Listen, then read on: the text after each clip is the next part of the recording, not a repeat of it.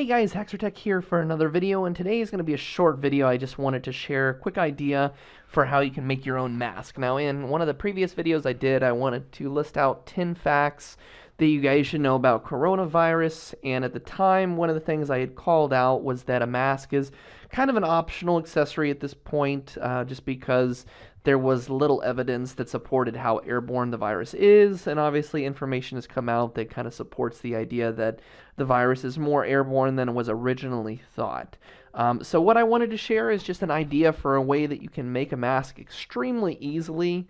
Now this does not require for you to be able to have any knowledge of sewing, and it doesn't really require any background knowledge. And the reason I want to make this video is because every video I saw so far, people were making really neat masks, and obviously there was some kind of skill level involved there, or at least many of them were kind of requiring some kind of sewing knowledge or something to that effect. And this is something that you can do without any background knowledge. It's really completely free depending on what you have laying around your house. And all it really requires is some rubber bands and an old shirt. So there's two things that you can do here. I'll just kind of point it out. So you can either remove the sleeve off of an old shirt, and I'm going to show you both designs here that I did. So you can kind of cut the sleeve off of an old shirt, or if you just go at the bottom of a shirt and you kind of cut into the fabric across and then downward, and you remove a layer there, you can kind of just measure it out around your face to make sure that it kind of goes from one ear to the other is what I was doing, and making sure that you get a good length up and down. So that it kind of hits below your chin so that you're covering yourself pretty well. But you can just basically cut into an old shirt, and what you're doing here is you're getting 2 layers of fabric this way, which is nice because I'm going to share with you what you can do later on.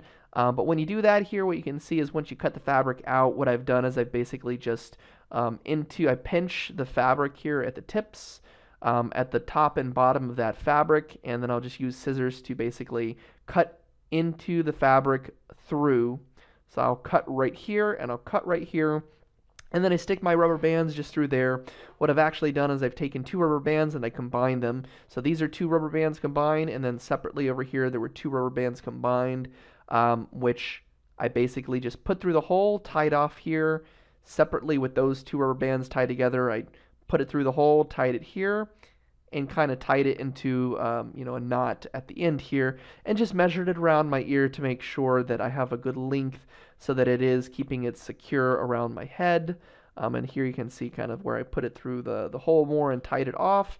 And so there's 2 designs. The first one here is the one from the sleeve. I cut the sleeve off. I was able to make a mask here, and just keep in mind it's not as long, so it's not as protective maybe, but it's definitely comfortable and gives a pretty good cover of the face. And then the other design here is a little bit more secure, a little bit more snug. And this is where I cut the fabric at the bottom off, and I measured it around my face so it goes across the left and right side of the face more. I was able to tuck the bottom in pretty well so that it's securely snug around my face. And then at the top, I was able to kind of tuck it around my nose here on both sides. And so once I tucked it in, I was able to get it so that it feels pretty secure and not too much is really exposed around the sides. Now what you can do here is, because this is 2 layers of fabric again, I basically have them as they were. I haven't really modified it too much. So there is an opening back here and an opening back here in between where the rubber band's at, where the fabric was basically just separated in 2 parts because it's from a shirt. And what you can actually do if you want to try and filter the air and be really efficient is you can put a coffee filter. There's more than one material you can use. Some people are using things like vacuum cleaner filters. Some people are using things like HEPA filters and things like that. But the cheapest, easiest thing that you can get is you can actually just you can open this up and you can actually do it either beforehand, or again, because it's a coffee filter and it's reusable, you can just kind of place that coffee filter. You can insert it through the opening around the sides and securely kind of move it around and make sure that it's snug in this area, so that as you're breathing in, most of the air is going to come in through your nostrils through the actual cloth material, and it's going to help to filter the air. Now this is by no means a 100% effective method of blocking any of the pathogens from the coronavirus. It's not 100% effective. This is just a mechanism to reduce your exposure. And the U.S. government is expected to release some statements here pretty soon on a recommendation to wear face masks when you're in public. So it's definitely a good idea to do this. But again, in both of these cases, you can take a coffee filter and either as is, or you can cut it up and kind of make it more fit to scale or to size here.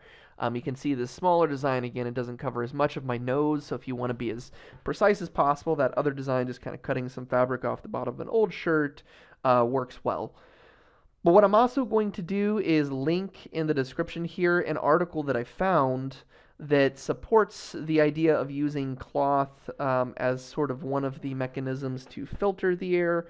There were a number of different materials that were tested, and I believe cloth was found to be upwards of 60-something% effective in blocking out particulates in a specific environment. So if you're at the store and you're trying to filter out the air, it's definitely not going to catch everything.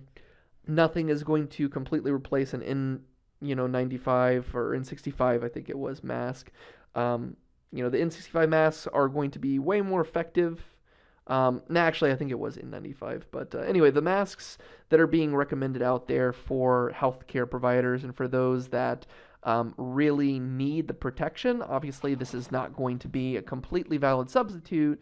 But just keep in mind that because the supplies are so limited right now, and because a lot of places like even Amazon and eBay and some of those different providers, for the masks that are available for scaled up prices, there could be pretty long wait times just because of how back ordered some of these companies are, or even if it's people just kind of selling them online. I even saw people on eBay that were selling cloth masks, but because of the demand, it might be hard to get one.